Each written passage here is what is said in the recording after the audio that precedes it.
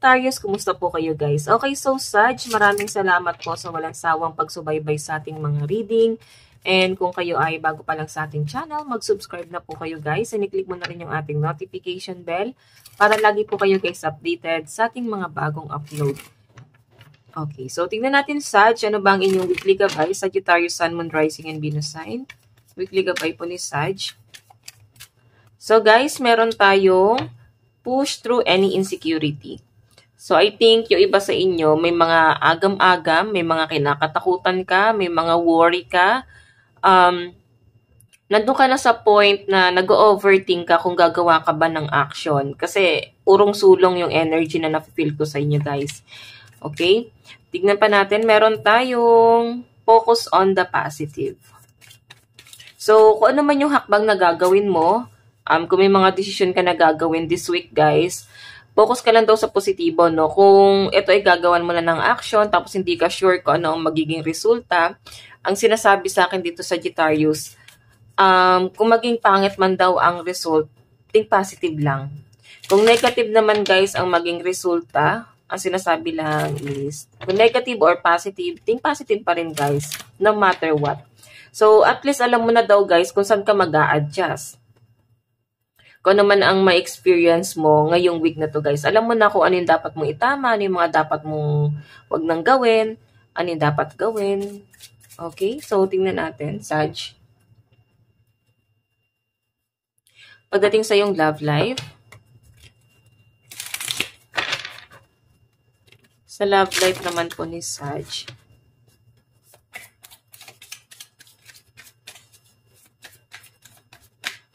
so guys, meron tayong 8 of coins.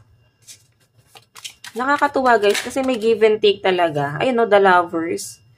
Nakikita mo na talagang may sinusuportahan ka ng person na to at may nakikita akong love. I think mahal na mahal ka ng taong to guys. May nakikita akong ayan, may nag-o-offer, 2 of cups. Oh my God, mukhang dalawang tao ang tinitingnan ni Sagittarius. So guys, may paninimbang kang gagawin ngayon pagdating sa relationship mo. I think dito guys is partnership lang naman tong 2 of cups. Kumbaga may nakakausap ka pero hindi mo pa siya karelasyon talaga. Kumbaga nagkakaunawaan lang kayo guys na tong taong to guys. Nagkakaintindihan talaga kayo ng taong to. Ace of coins, sinusuportahan kanya. Kumbaga guys parang best friend, parang ganyan. May give and take eh. Sinusuportahan kanya pagdating sa finances.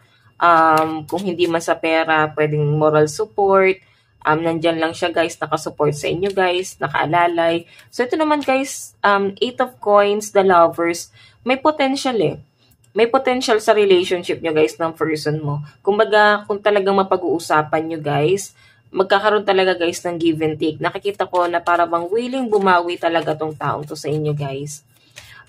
May nakikita lang ako sa Sagittarius na yung person mo, no, kung jowa mo na siya, parang meron siyang pinag-iipunan or nag-iipon siya para sa iyo. Ayan, may pinag-iipunan ganun. Something like that, no, Sag. So, maganda naman guys yung nakikita ko, pero kung ikaw naman ay single, Sagittarius, I think lapitin ka ng mga komplikadong tao. Ano ba yung mga conflict na yan? May mga karelasyon, bagong hiwalay sa jowa, sa asawa, pwedeng single mom or single dad, pwede naman guys na may responsibilidad pa sa pamilya, hindi pa guys maiwan, mga ganong conflict guys. Okay? So, possible na mag-explore ka daw this week guys. Nakakatuwa lang yung energy na para bang maraming maraming nag-a-admire sa'yo, maraming nagkakagusto sa'yo, and sobrang kampante ang energy nila sa inyo, Sag. Okay? Napakaganda naman guys pagdating sa love life. So, gawin mo lang din kampante yung sarili mo, okay? Ayan. Kung hahanap ka na ng karelasyon, kung ikaw ay single guys, itong week na to guys yung pinakamagandang maghanap ng karelasyon.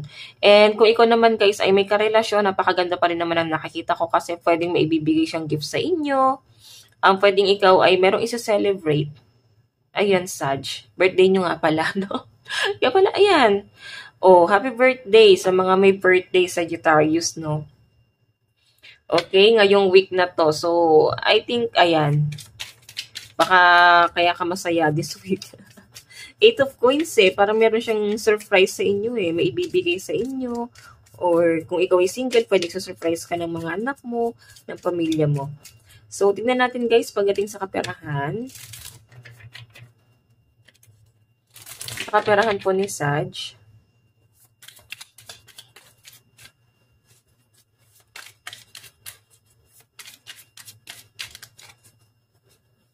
So guys, meron tayong the world. So may travel yung iba sa inyo guys.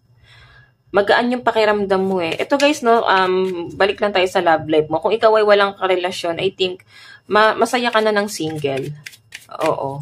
Kasi wala naman ako nakitang struggle dito. Masaya nga yung pakiramdam eh. Okay? So, masaya ka na kasama yung family. Kontento ka na sa ganun.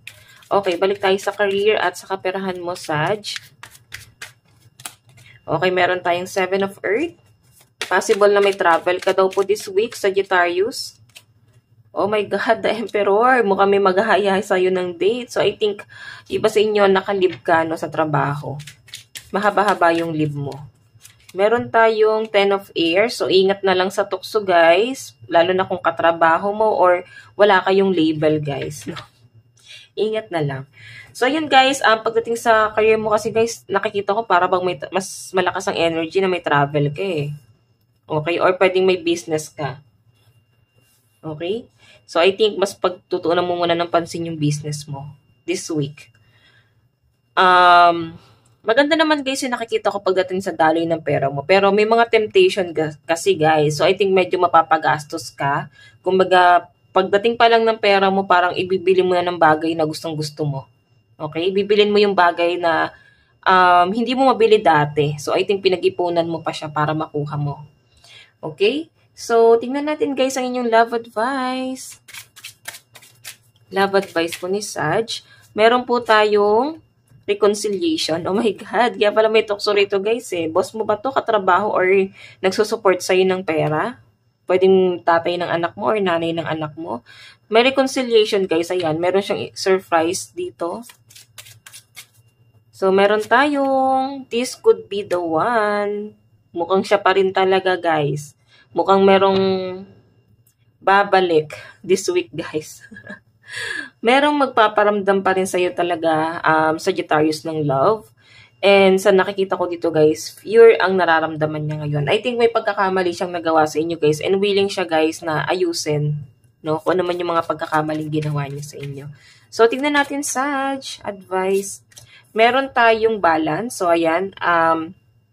Maging balance ka lang, no? So, nakikita ko naman nga, guys, talaga namang balance ka this week, guys.